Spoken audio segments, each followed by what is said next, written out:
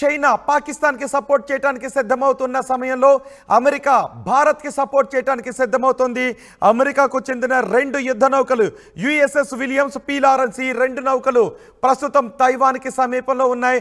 అవసరమైతే ఆ 2 నౌకలను కూడా భారత్కు పంపించడానికి సిద్ధంగా ఉన్నాము అని అమెరికా చెప్తోంది. దీంతో ఏ క్షణానైనా ఏమైనా జరిగే అవకాశం ఉంది. ఇప్పటికే చైనా అమెరికాకు మధ్య ట్రేడ్ వార్ ముదురుతూ ఉంది. అన్ని దేశాలపైన ప్రతీకార సుంకాలను వెనక్కి తీసుకుంది అమెరికా, కానీ చైనాపై మాత్రం వెనక్కి తీసుకోలేదు. ఇప్పుడు చైనా పాకిస్తాన్కి సపోర్ట్ చేస్తున్న నేపథ్యంలో చైనా విదేశాంగ శాఖ మంత్రి, పాకిస్తాన్ విదేశాంగ శాఖ మంత్రి ఈ సహాయం గురించి మాట్లాడుకుంటున్న సమయంలో అమెరికా భారత్కి సహాయం అందించడానికి ముందుకొస్తుంది. అమెరికాకు చెందిన యుద్ధ నౌకలను భారత్కు పంపించడానికి అమెరికా సిద్ధమవుతుంది. మా ప్రతినిధి రామ్దాస్ ఉన్నారు పూర్తి సమాచారం అందించడానికి. అని ఈ పరిణామంపై మీరేమనుకుంటూ ఉన్నారో మీ అభిప్రాయాన్ని కమెంట్ బాక్స్లో తెలియచేయండి. మా ప్రతినిధి సచిన్తో మాట్లాడదాం. సచిన్, ఇప్పటికే భారత్ పాకిస్తాన్ మధ్య ఏం జరగబోతోంది అనే విషయంపై ప్రపంచ దేశాలు చూస్తూ ఉన్నాయి. అరేబియా మహాసముద్రంలో మన నావికాదళం సిద్ధంగా ఉంది. అలాగే ఇండియన్ ఎయిర్ ఫోర్స్, భారత ఆర్మీ త్రివిధ దళాలు కూడా ఎలాంటి పరిస్థితులను ఎదుర్కోవడానికి పాకిస్తాన్ను చితకొట్టడానికి సిద్ధమయ్యాయి. ఇప్పుడు పాకిస్తాన్కి చైనా మద్దతు తెలిపే అవకాశం కనిపిస్తుంది. ఇరు దేశాల విదేశాంగ మంత్రులు మాట్లాడుకున్నారు. ఇప్పుడు అదే సమయంలో అమెరికా అంటోంది మనకు సపోర్ట్ చేస్తామని. వాళ్ళకు చెందిన 2 నౌకలను భారత్కు పంపించడానికి సిద్ధంగా ఉన్నాం. యుఎస్ఎస్ విలియమ్స్ పి లారెన్స్ 2 కూడా తైవాన్లో ఉన్నాయి. తైవాన్ నుంచి భారత్కు పంపిస్తాము అని. సో ఈ పరిణామాన్ని ఎలా చూడాలి, ఏం జరగబోతోంది అనుకోవచ్చు? ఇంట్రెస్టింగ్ గా ఇక్కడ మీరు కనుక అబ్జర్వ్ చేస్తే ఎప్పుడైతే అమెరికాకు సంబంధించి అక్కడ ఇంటెలిజెన్స్ డైరెక్టర్ గా చెప్పుకునే తులసి గబాడ్ కావచ్చు, లేకపోతే అక్కడ ఎఫ్బిఐకి సంబంధించి కాష్ పటేల్ కావచ్చు, ఇద్దరు కూడా భారతీయ మూలాలు ఉన్న వ్యక్తులు. మరి ముఖ్య అమెరికా కూడా ఎప్పుడైతే భారత్ కి దండుగా నిలుస్తామని చెప్పుకొచ్చిందో ఆ తర్వాత చైనా రంగంలోకి దిగింది. రోహిత్, చాలా ఇంట్రెస్టింగ్ డెవలప్మెంట్ ఇది. బట్ చైనాకి సంబంధించి ఇక్కడ చైనాకి తైవాన్ కి సంబంధించి ఎటువంటి ఇష్యూస్ నడుస్తున్నాయో చూసాం. అవి ఇన్ఫాక్ట్ తైవాన్ దగ్గర అమెరికా తన యుద్ధ విన్యాసాలు కూడా చేస్తుంది. ఇన్ఫాక్ట్ తైవాన్ కి సంబంధించి అప్పుడు స్పీకర్ గా ఉన్న నాన్సీ పెలోసి వెళ్ళడం ఉద్రిక్తతకు దారితీస్తుంది. చైనా అప్పుడు యుద్ధ విన్యాసాలను కూడా చేస్తుంది. అమెరికా తైవాన్ కి సంబంధించి కూడా యుద్ధ విన్యాసాలు చేయాల్సి వచ్చింది. తైవాన్ లోకి కూడా ఇటు చైనా వచ్చింది అంటూ అప్పుడు చాలా పెద్ద ఎత్తున విమర్శలు కూడా వచ్చాయి. ఇన్ఫాక్ట్ పెద్ద ఎత్తున వార్తలు కూడా వచ్చాయి. ఇప్పుడు అలాంటిది తైవాన్ దగ్గర ఉన్న యుద్ధ విమానాలకు సంబంధించి కావచ్చు, లేకపోతే యుద్ధ వాహన నౌకలకు సంబంధించి కావచ్చు, వాటిని తెప్పించడంలో అమెరికా 2 విధానాలను ఇక్కడ ప్రతిబింబిస్తుందని చెప్పుకోవాలి. ఒకటి, ఇటు ఇండియాకి దన్నుగా ఉన్నామని చెబుతూనే చైనాను విడిచిపెట్టేది లేదు, చైనాకు హెచ్చరికలు జారీ చేస్తుంది. ఎందుకంటే తలుచుకుంటే అమెరికా రెడ్ సీ మీదుగా అరేబియా సముద్రంలోకి తన యుద్ధ వాహనాలను పంపించే అవకాశం ఉంటుంది. బట్ అక్కడ యెమెన్లో కాస్త ఇబ్బందికర వాతావరణం ఉంది, హౌతీలకు సంబంధించి ఎదుర్కోవాల్సిన పరిస్థితి. సో ఇటువంటి నేపథ్యంలో ప్రస్తుతం చైనా హెచ్చరికల నేపథ్యంలో ఇండియా చాలా వ్యూహాత్మకంగా అడుగులు వేస్తూ ఉంటే చైనా వచ్చి అడుగులు వేయడం, చైనా మాట్లాడడం, చైనాకు సంబంధించి దన్నుగా నిలుస్తా అంటాం. ఇప్పటికే చైనా భయపడుతోంది. ఎందుకంటే కేవలం బలూచిస్తాన్లోనే చైనా సోల్జర్స్ ని అక్కడ వాళ్ళు ఇబ్బంది పెట్టి తరిమేశారు. అటువంటి నేపథ్యంలో ఇక భారత్ లో అడుగుపెట్టే ఆ పరిస్థితి ఏంటి అనే ఆలోచనలు అంటే పాకిస్తాన్ కి మద్దతుగా భారత్ అడుగుపెట్టి ఆ పరిస్థితి ఏంటనే ఒక ఆలోచన అయితే మాత్రం చైనా ఉంది. సో ఇటువంటి నేపథ్యంలోనే ప్రస్తుతం కీలకమైన అడుగు పడిందనే చెప్పుకోవాలి రోహిత్. ఎందుకంటే ఇక్కడ పాకిస్తాన్ కి సంబంధించి ఎప్పుడైతే మొదలు ప్రకటించిందో 2 వార్షిప్స్ ని పంపించడం. ఇన్ఫాక్ట్ పాకిస్తాన్ ఒకదానికి 2 వార్షిప్స్, అసలు యుఎస్ఏ కాదు, మన విక్రాంత్ చాలు, మన సూరత్ చాలు, మన విక్రమాదిత్య చాలు, ఇంకా విక్రాంత్కి సంబంధించి వెనక్కి తీసుకొచ్చే ప్రయత్నాలు జరుగుతున్న ప్రస్తుతం అంత అవసరం లేదు అని ఒక చర్చ జరుగుతుంది. ఈ చర్చను మనం ఇక్కడ ఖండించడం అని చెప్పి యాక్సెప్ట్ చేసి ముందుకు తీసుకునే ప్రయత్నం కూడా లేదు. కానీ విక్రాంత్ ఒకటి సరిపోతుంది. సచిన్, చైనా విదేశాంగ మంత్రి, పాకిస్తాన్ విదేశాంగ మంత్రి మాట్లాడుకున్నారు. ఇప్పటి వరకు కూడా మనం అమెరికా చేసే సాయం గురించి పెద్దగా మాటలు రాలేదు. అమెరికా కూడా తటస్థంగా చూస్తూ ఉంది. ఎప్పుడైతే చైనా పాకిస్తాన్కి సపోర్ట్ చేయడానికి కొంత మొగ్గు చూపుతున్న పరిణామాలు జరుగుతున్నాయో అమెరికా ఇమీడియట్గా రియాక్ట్ అయింది. అవసరమైతే తైవాన్ దగ్గర ఉన్న 2 యుద్ధ నౌకలని కూడా భారత్కు పంపించేస్తామని. సో ఈ పరిణామం చైనా విషయంలో ఎటువంటి పరిణామాలకు దారితీసే అవకాశం ఉంటుంది? చైనాకి సంబంధించి ఒకవేళ అదే కనుక ఫిక్స్ అయితే ఇది అన్డౌటెడ్లీ ఇది 3వ ప్రపంచ యుద్ధానికి వెంటనే దారితీస్తుంది. దీంట్లో మాత్రం ఎటువంటి క్వశ్చన్ లేదు. ఎందుకంటే ఇన్నాళ్ళు ప్రపంచం ఎదురు చూసిన ఆ క్షణాలని ఆద్యం పోతే సిచ్యువేషన్ కనిపిస్తోంది. ప్రపంచ దేశాలు మరి ముఖ్యంగా ఇప్పుడు రష్యా కనుక ఏదైనా డెసిషన్ తీసుకుంటే ఇది పాకిస్తాన్ మీద యుద్ధం కాదు, ఇది ఇంకొక ప్రపంచ యుద్ధానికి దారితీసే అవకాశం ఉంది. బహుశా ఇన్నాళ్ళు మాట్లాడుకున్న అంశానికి ఇప్పుడు తోడే అవకాశం కనిపిస్తోంది. ఎందుకంటే ఇది కేవలం అరేబియా సముద్రానికో పసిఫిక్ మహాసముద్రానికో ఆగిపోదు. ఇది బంగాళాఖాతానికి సంబంధించి కూడా, హిందూ మహాసముద్రానికి సంబంధించి కూడా ఇప్పుడు ఇది మొదలయ్యే అవకాశం కనిపిస్తోంది. ఒకవేళ అదే జరిగితే అమెరికా సాయం కాదు, అమెరికాకు అవసరం, అమెరికాకు యుద్ధంలోకి దిగడం అవసరం.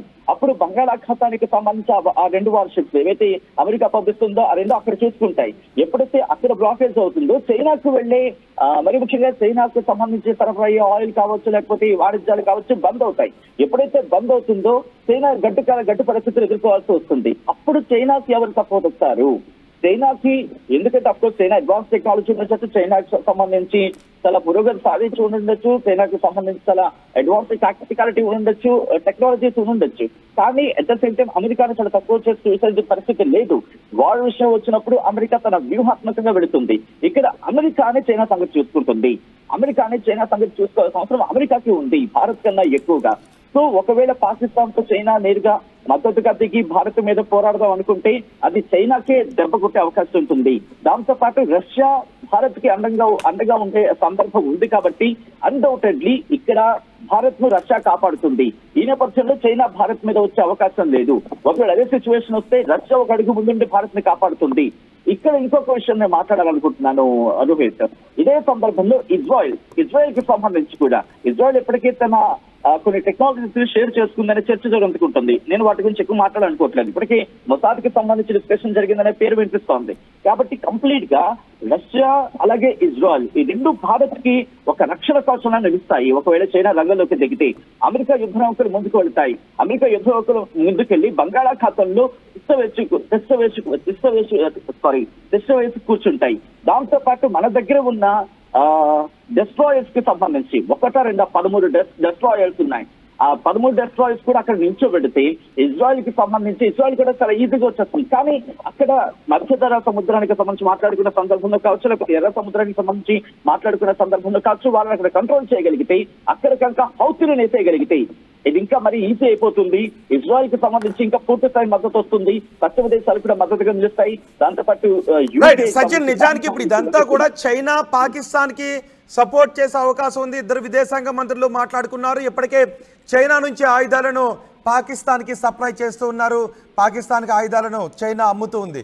సో ఇలాంటి సమయంలో ఒకవేళ చైనా పాకిస్తాన్ కి సపోర్ట్ చేస్తే ఇమీడియట్ గా మా యుద్ధ నౌకలను మీకు పంపిస్తామని అమెరికా అంటోంది. ఇది ప్రపంచ యుద్ధానికి దారితీసే అవకాశం ఉంటుంది. కొన్ని దేశాలు తమ స్టాండ్ బహిరంగంగా తీసుకునే అవకాశం కూడా ఉంటుంది. ఇప్పుడు అమెరికా ఆ విధంగా రియాక్ట్ అవుతున్న నేపథ్యంలో చైనా కొంత వెనక్కు తగ్గే అవకాశమే ఉంటుందా?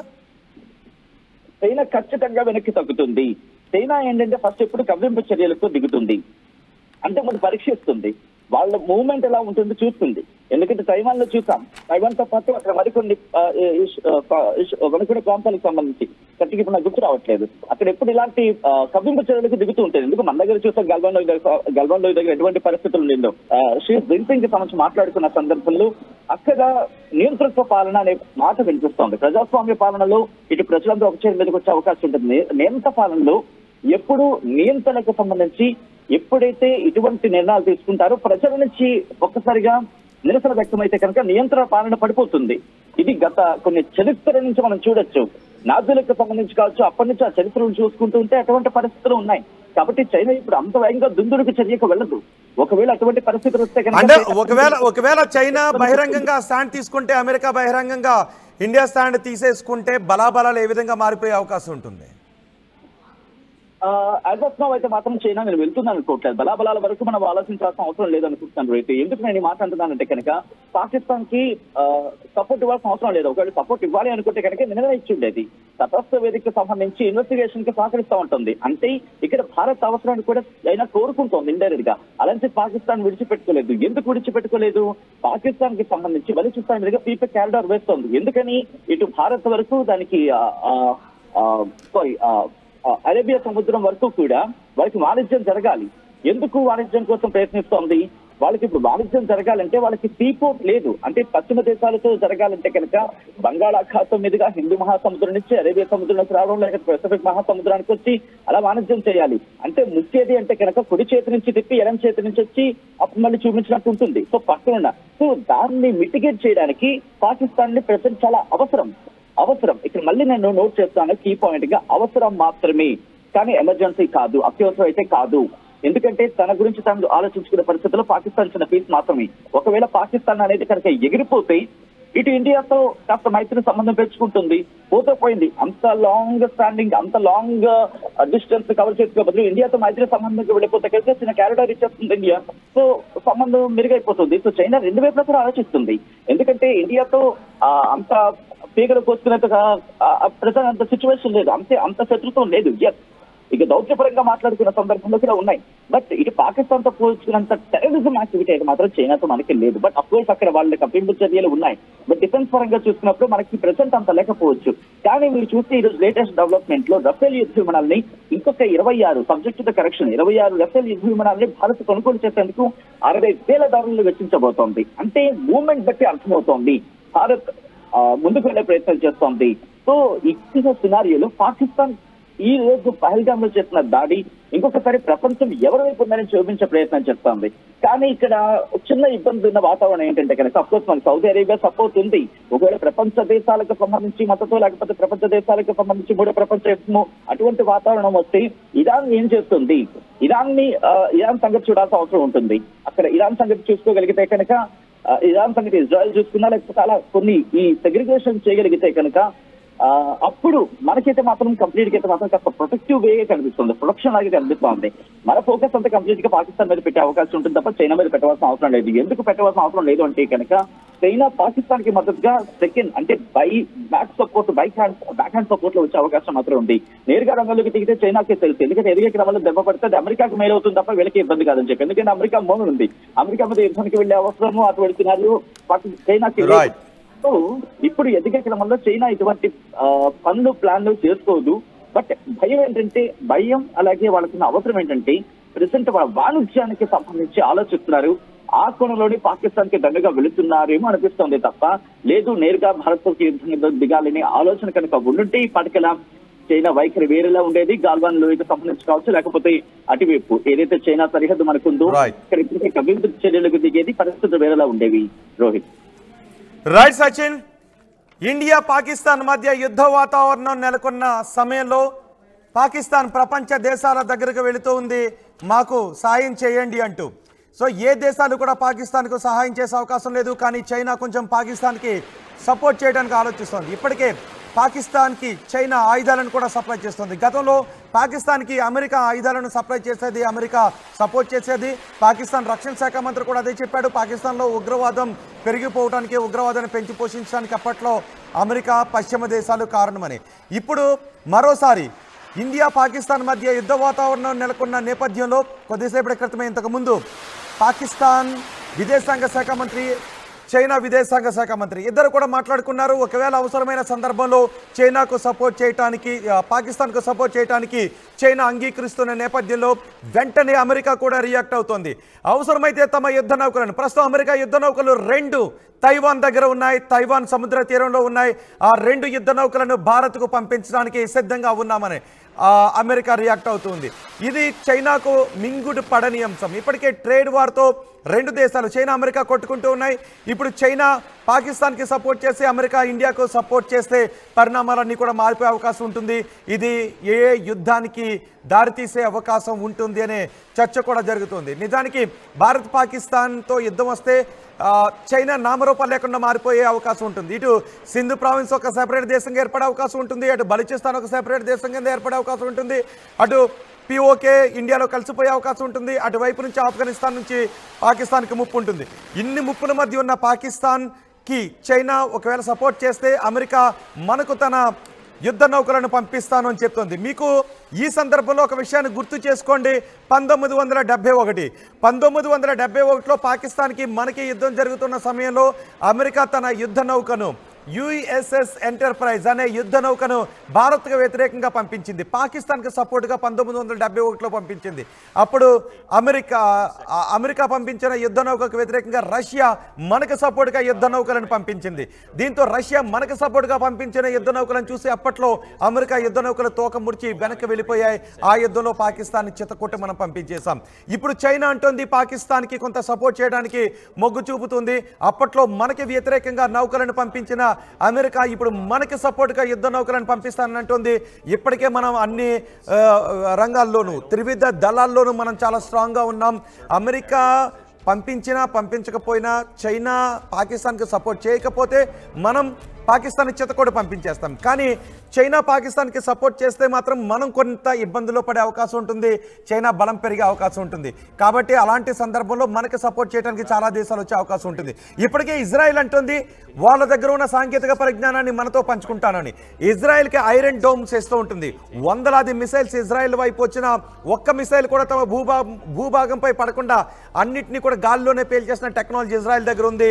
ఆ టెక్నాలజీని మనకు ఇస్తాను అని అంటూ ఉంది. సో అలాంటి టెక్నాలజీ మనకు వచ్చినట్లయితే, అలాంటి టెక్నాలజీ మనం షేర్ చేసుకున్నట్లయితే మనం ఇంకొంచెం స్ట్రెంగ్తన్ అయ్యే అవకాశం ఉంటుంది. అదే సమయంలో అమెరికా యుద్ధ నౌకలు మనకి సపోర్ట్గా నిలబడితే చైనా కూడా వెనక్కు తగ్గే అవకాశం ఉంటుంది. చాలా దేశాలు ఇప్పటికే తటస్థంగా ఉన్న దేశాలు కూడా ఒక వైఖరి తీసుకునే అవకాశం ఉంటుంది. దీంతో ఆ యుద్ధం వస్తే అది మూడో ప్రపంచ యుద్ధానికి కూడా దారితీసే అవకాశం ఉంటుంది అనే చర్చ కూడా జరుగుతుంది. సో ఇప్పుడు అమెరికా మనకి సపోర్ట్ చేయడానికి సిద్ధంగా ఉన్న నేపథ్యంలో అమెరికా యుద్ధ నౌకలు రెండింటిని, తైవాన్ తీర ప్రాంతంలో ఉన్న యుద్ధ నౌకలు రెండింటిని అవసరమైతే భారత్కు పంపిస్తానని చెబుతున్న నేపథ్యంలో చైనా పాకిస్తాన్కు వన్ సైడెడ్గా సపోర్ట్ ఇచ్చే అవకాశం ఉంటుందని అనుకుంటూ ఉన్నారా? చైనా ఇప్పుడు మళ్ళీ పునరాలోచిస్తుందని అనుకుంటూ ఉన్నారా? మీరేమనుకుంటున్నారో మీ అభిప్రాయాన్ని కమెంట్ బాక్స్లో తెలియచేయండి. ఒకవేళ చైనా పాకిస్తాన్కి సపోర్ట్ చేసి అమెరికా ఇండియా వైపుకి సపోర్ట్ చేస్తే పరిణామాలు ఏ విధంగా ఉంటాయని మీరు అనుకుంటున్నారు? మీ అభిప్రాయాన్ని కమెంట్ బాక్స్లో తెలియచేయండి. ఒకసారి మనం చూడవచ్చు, ఇప్పటికే అరేబియా మహాసముద్రంలో మన యుద్ధ నౌకలు మాక్ డ్రిల్ చేస్తూ ఉన్నాయి, ఎక్సర్సైజులు చేస్తూ ఉన్నాయి, మిసైల్స్ని అక్కడ ప్రయోగిస్తున్నాయి, యాంటీషిప్ మిసైల్స్ని ప్రయోగిస్తూ ఉన్నాయి, కొన్ని స్వల్ప శ్రేణి మిసైల్స్ని కూడా ప్రయోగిస్తూ ఉన్నాయి. ఈ మిసైల్స్ టెస్ట్లు ఎప్పుడైతే జరుగుతున్నాయో అప్పుడే పాకిస్తాన్లో భయం మొదలైంది. అందుకే చైనా దగ్గరికి వెళ్ళింది, సపోర్ట్ చేయమని దేబిరిస్తుంది, సపోర్ట్ చేయమని అడుగుతుంది. పాకిస్తాన్ విదేశాంగ మంత్రి మాట్లాడిన సందర్భంలో అమెరికా నుంచి మనకు వస్తున్నటువంటి సపోర్ట్ను, అవసరమైతే ఆ నౌకల పేర్లు కూడా చెప్తాను మీకు. యుఎస్ఎస్ విలియమ్స్, పి లారెన్స్, అవసరమైతే ఆ రెండు నౌకలను మనకి సపోర్ట్గా పంపిస్తానంటుంది.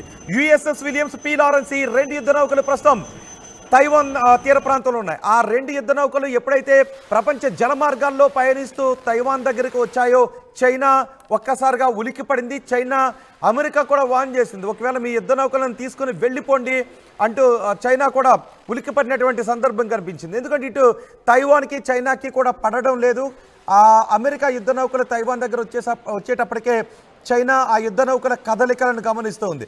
ఇప్పుడు ఇదే చైనా పాకిస్తాన్కు సపోర్ట్ చేయడానికి మొగ్గు చూపుతూ ఉంటే అమెరికా మనకి ఆ యుద్ధ నౌకలను పంపించడానికి సిద్ధమవుతుంటే పరిణామాలు దేనికి దారితీసే అవకాశం ఉంటుందని మీరు అనుకుంటున్నారో మీ అభిప్రాయాన్ని కమెంట్ బాక్స్లో తెలియచేయండి. At KLH, we help you not only gain knowledge, but also experience it. KLH deemed to be university.